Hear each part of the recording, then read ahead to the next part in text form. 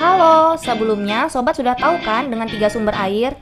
Ketiga sumber air tersebut sering dimanfaatkan oleh perusahaan daerah air minum atau PDAM untuk memenuhi kebutuhan air bersih kita loh. Pimpo mau jelasin nih bagaimana PDAM mengolah air.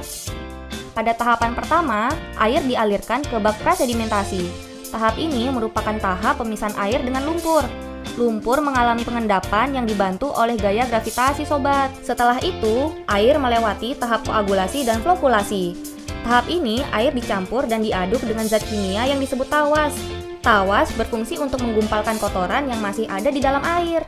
Kemudian, gumpalan kotoran dan air dipisahkan kembali lagi menggunakan gaya gravitasi pada bak sedimentasi.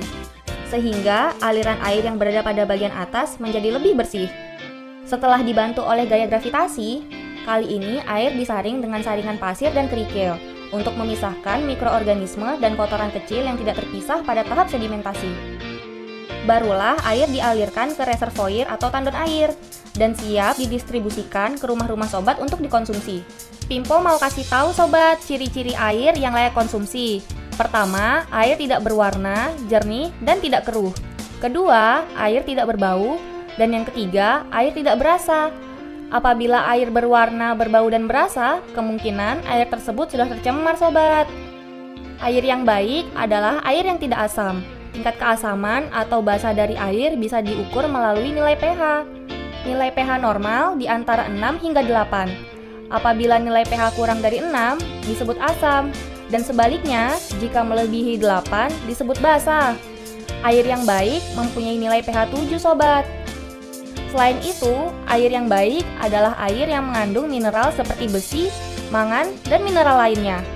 Dalam jumlah kecil, zat besi dibutuhkan oleh tubuh sebagai pembentuk sel darah merah.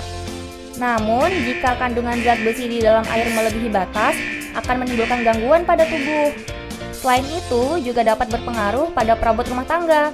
Misalnya, keran air dan pipa akan berkarat dan menimbulkan warna kekuningan. Mangan bersifat beracun sobat.